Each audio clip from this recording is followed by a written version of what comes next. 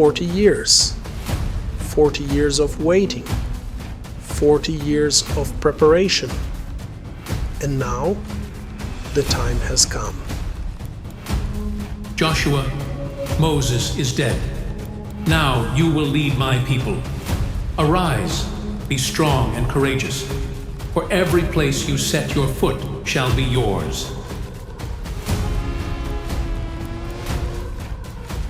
However, the land of Canaan was not empty. There were impenetrable walls and armies ready for war. And at the head of Israel, a man who had to trust only in God. Before the war, before the swords were drawn, God appeared. Are you for us or for our enemies? No, I am neither on your side nor the enemies. I am on the side of the Lord. The war was almost about to begin, and the fate of a nation was at stake. However, not every victory would bring glory, and not every battle would end in success, because even the brave can fall into doubt. My Lord, why have you forsaken us? Israel has sinned. Until the sin is purged, you cannot be victorious. But at the moment when everything was thought to be over, God did the unthinkable. The sun stood still. This is the story of a kept promise, an impossible conquest, and a God who never fails.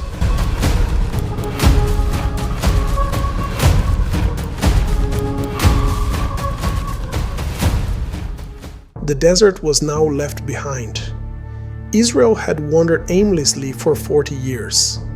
Their fathers had died without seeing the promised land because they did not believe when God spoke on Mount Sinai. But now, a new generation was rising. They were no longer the slaves of Egypt, but an army ready to take the lands God had promised them. At their head was not a prophet like Moses or a king like David, but a warrior, Joshua, son of Nun. From the top of Mount Nebo, Moses looked at the promised land. God had allowed him to see it, but not to enter it. This was the end of his journey. The people mourned his death, but the mission was not yet over. God raised a new leader. Joshua, my servant Moses is dead. Now arise, lead this people to the land I have promised them. Every place where your foot steps shall be yours. No one will be able to stand against you. Just as I was with Moses, I will be with you. Be strong and courageous. Do not depart from my law. Meditate on it day and night. If you do this, you will be successful in everything you undertake. Joshua heard the voice of God, and his heart was strengthened. He had waited for this moment his entire life. He had assisted Moses and seen the miracles in Egypt. He was one of the 2 spies who believed, and now it was his time. The time has come. God has given these lands to us. Make your preparations. In 3 days, we will cross the Jordan River. Among the leaders, one stood forward, Caleb, son of Jephunneh. He was old but had the spirit of a youth. 40 years ago, Joshua, only you and I believed in the promises. The others died, but God has kept us standing. Today, it is our turn to fight for what is ours. It is so, Caleb. We have seen the lands, and now we will take them. However, before the conquest, they had to know their enemies. Joshua sent 2 spies to Jericho, the most fortified city in Canaan. Walls higher than any fortress, guards keeping watch day and night, a king ready to resist. However, inside Jericho, there was fear. The people had heard of Israel. They knew what God had done in Egypt, and they knew the Israelites would soon be at their gates.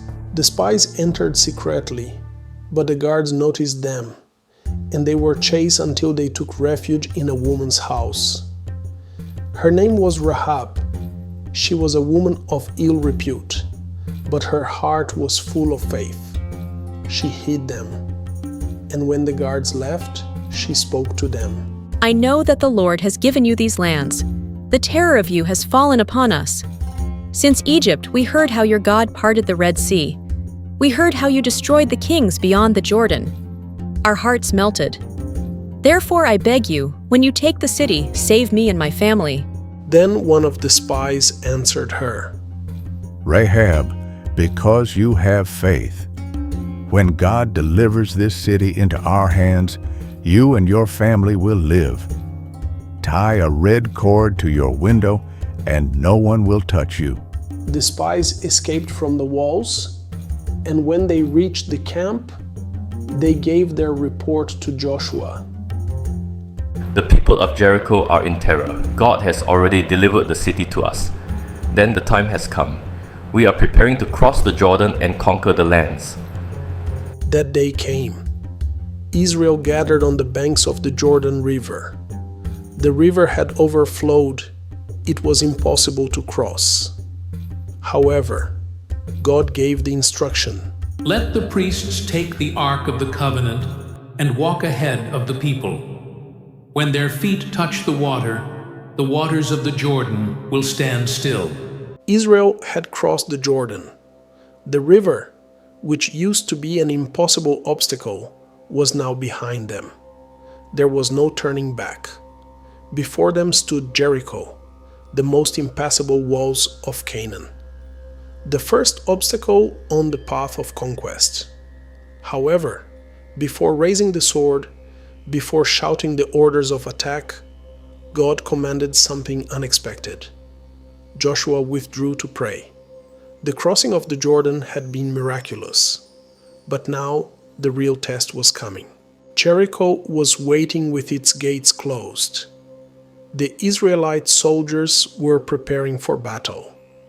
However, God gave a different instruction. Joshua, before conquering the lands, you must consecrate my people.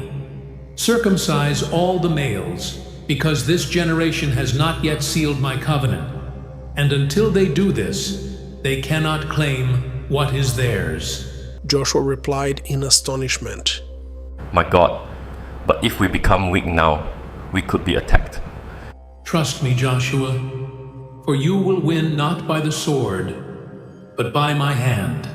Joshua obeyed, and Israel halted at the foot of the hill near the Jordan.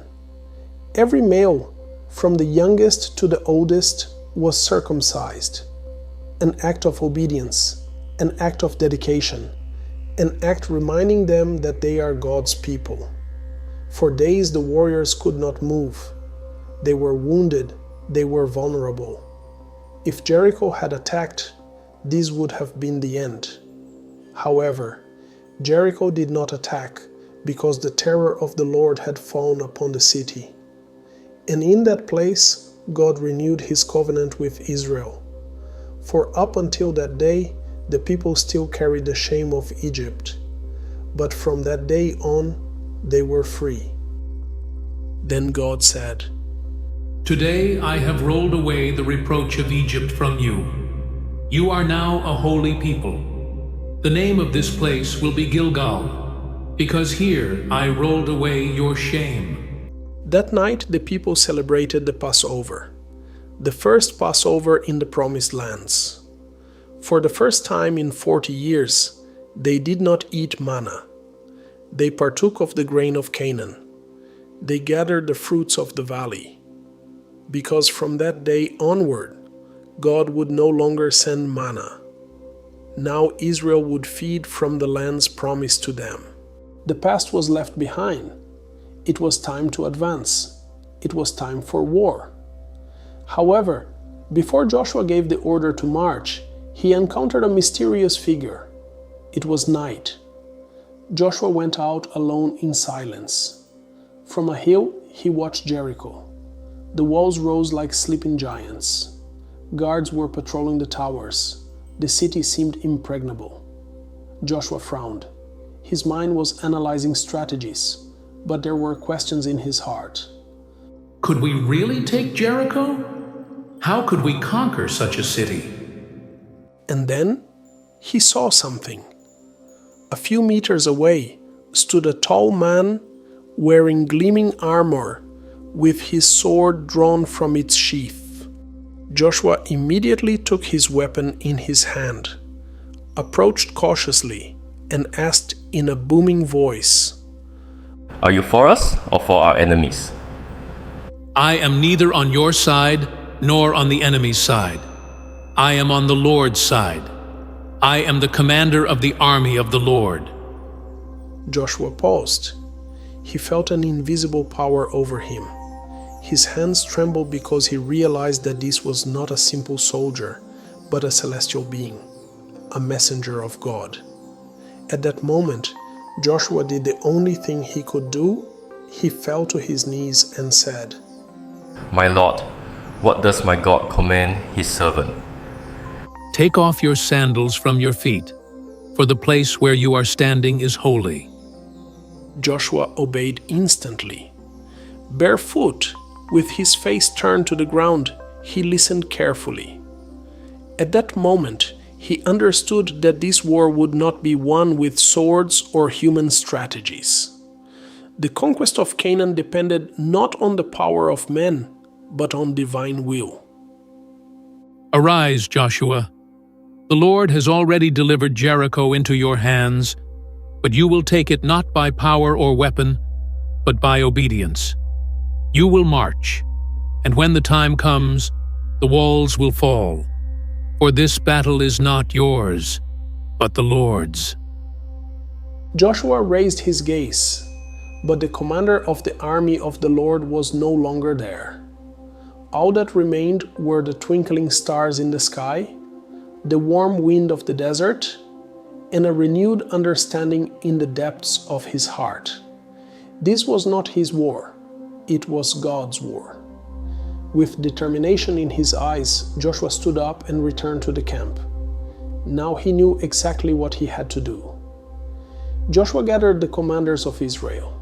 His eyes shone with unshakable certainty. He knew what the plan was, but when he explained it, the warriors remained silent in astonishment. My lord, walking around it silently without attacking the city, without using spears or battering rams? My lord, the soldiers of Jericho will laugh at us. They will think we are cowards. Joshua replied with a confident and authoritative voice. This is not our plan. It is God's plan. We will obey, and he will tear down those walls. And so the march began. At dawn, the priests took the Ark of the Covenant. The sounds of the trumpets echoed in the air, and the Israelite army advanced towards Jericho in complete silence. They circled around the city. From the walls, the Canaanites watched with a mixture of confusion and fear. Some were mocking, while others felt an inexplicable fear. They had never seen an army behave like this before. The Israelites did not utter a single word. They made one lap around the city and returned to the camp. For 6 days, they repeated the same routine, marching, keeping silent, and waiting until the 7th day. The sun rose on the horizon, and the people prepared. This time, they would not just march once, they would make 7 laps. The priests blew the trumpets powerfully, and the Ark of the Covenant advanced at the front of the army. On the walls, the soldiers of Jericho were no longer mocking. The silence was absolute. Only the echo of the trumpets resounding in the city was heard. And when they finished the 7th lap, Joshua gave the order. Now shout, for God has delivered the city to us. Then Israel shouted. A roar filled the air, and at that moment the walls of Jericho began to tremble. They cracked, they crumbled to the ground, and within seconds Jericho fell. The gates opened and the Israelite army entered the city. However, in the midst of judgment, God remembered his mercy, because in the ruined wall there was a house still standing, Rahab's house. The red cloth, the symbol of faith, was hanging in her window. The spies found her and brought her out along with her family. Thus, the woman who was formerly despised by her people had now become a part of God's people. Rahab would be remembered in history. Even centuries later, the Messiah would be born from her lineage. Joshua stood in the ruins of the city. Flames were rising to the sky. The streets lay in ashes. Then, Joshua made a declaration, giving a warning for the future. Cursed be the man who rebuilds this city. He will lay its foundations at the cost of his firstborn son, and he will set up its gates at the cost of his youngest son. And so Jericho was wiped off the map. Until centuries later, no one dared to rebuild it, until a man ignored this curse and paid the price with the lives of his sons.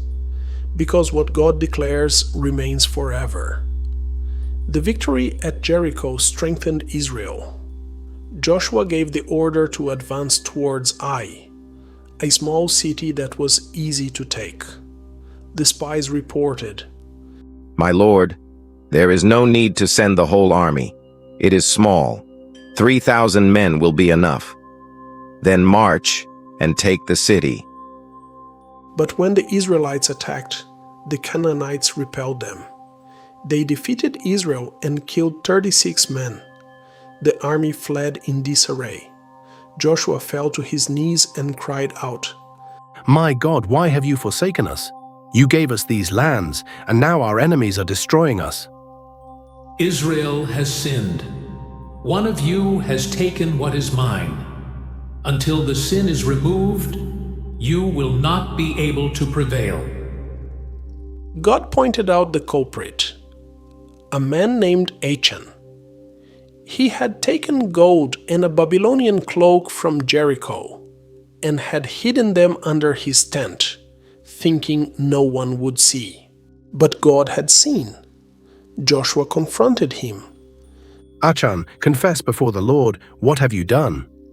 I have sinned against the Lord. I saw a cloak from Babylon, gold and silver, and I took them. I hid them in my tent." The people wept for their sin, but God could not allow corruption among his people. Achan was executed, the sin was cleansed, and only then could Israel continue its conquest. Joshua had learned his lesson. Israel was not winning by its strength or its numbers. It was winning when it obeyed God and stayed away from sin. Then the Lord fought for them. Joshua gathered his commanders. This time they would not rely on their strength. They would wait for God's strategy. And God spoke to Joshua. Do not fear, Joshua, for this time I will give you the victory. Set an ambush behind the city.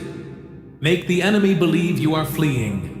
And when they come out, attack from behind.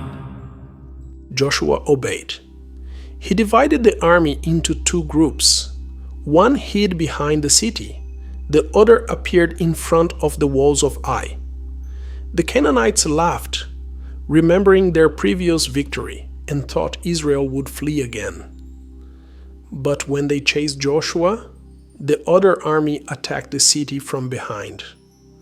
The city of Ai was consumed by fire, and God's people won the victory, because this time God was with them. However, not all enemies used the sword, some used deception. In Canaan lived a people called the Gibeonites. They saw what Israel had done to Jericho and Ai, and they understood they could not win in battle. Therefore, they decided to deceive Joshua. They took old clothes, moldy bread, cracked vessels, and pretending to be a distant people, they went to the Israelite camp. When they appeared before Joshua, they spoke humbly. "We come from a very distant land, and we have heard of the power of your God.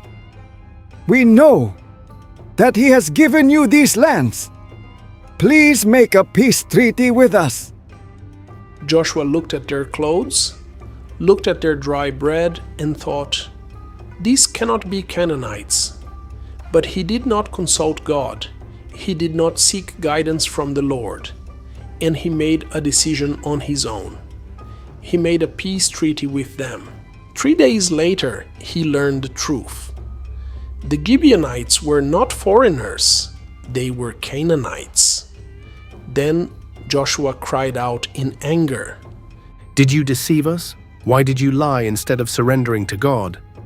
My Lord, we feared for our lives. We knew we could not resist, so we found another way to live.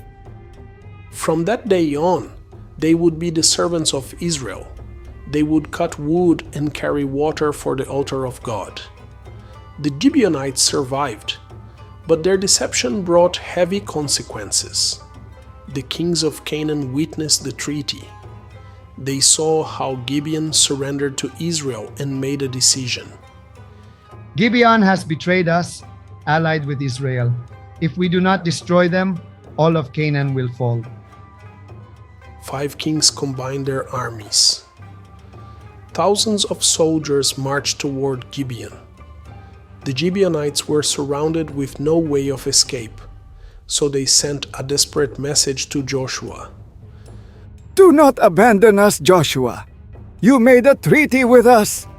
If you do not come, we will be destroyed. Joshua heard the message and replied, We will march all night. Tomorrow, God will give us the victory. Israel marched without resting. They advanced in the dark, and at dawn they attacked the 5 armies. The enemies were caught off guard, but as they fled, God intervened. Today, I will destroy your enemies. And massive hailstones began to rain down from the sky. The stones destroyed more of the enemy soldiers than Israel killed with the sword. For this battle belonged not only to Joshua, but to the Lord. However, the sun was beginning to set, and the enemies were scattering. Joshua knew that if night fell, many of them would escape. Then he raised his hand and cried out towards the sky.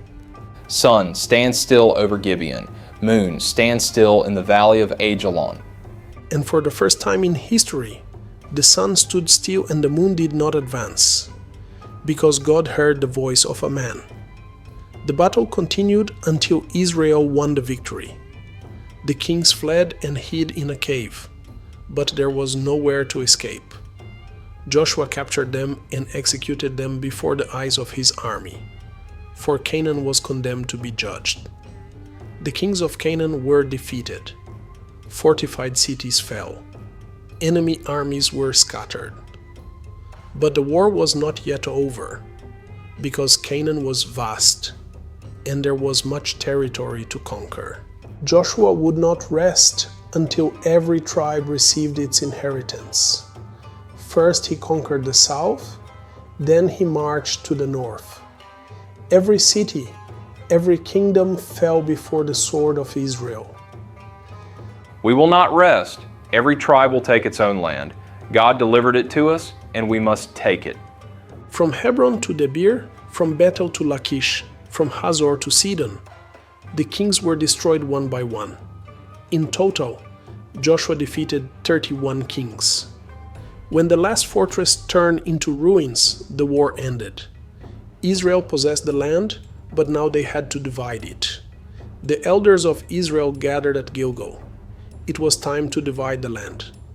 Then a man stepped forward, a warrior, an elder, one of the few survivors of the generation of the Exodus from Egypt, Caleb, son of Jephunneh.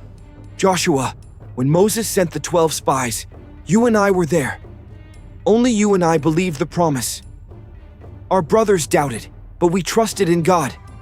And now look, I am 85 years old, but I still have the strength to fight. Give me the land God promised me. Give me Hebron, and with the help of the Lord, I will drive out the giants living there. Joshua looked at his old friend. He remembered the days in Egypt, the years in the desert. the moment when only the two of them believed the promise. With a smile, he handed the land over to him. Hebron is yours, Caleb. Go and conquer what God has given you.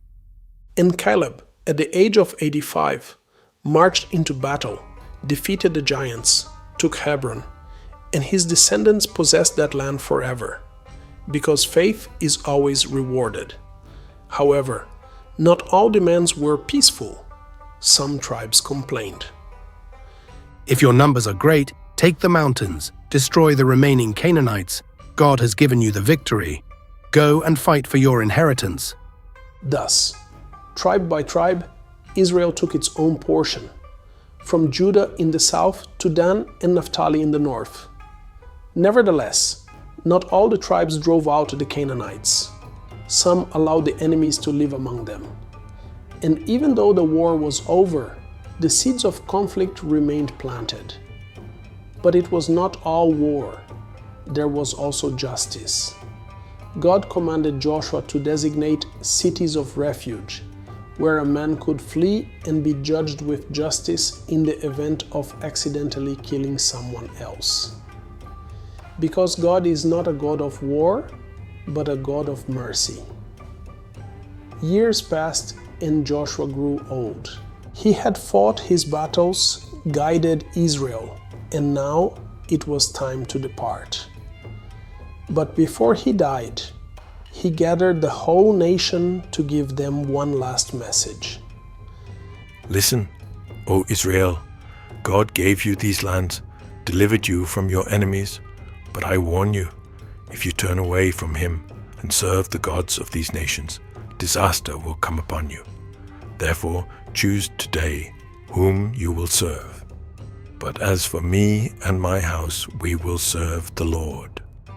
Joshua died at the age of 110. He was buried in the land God had promised him, and an era closed with him.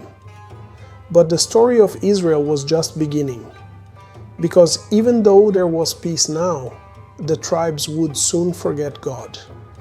And in the next generation, when there was no king in Israel, everyone would do what seemed right in their own eyes.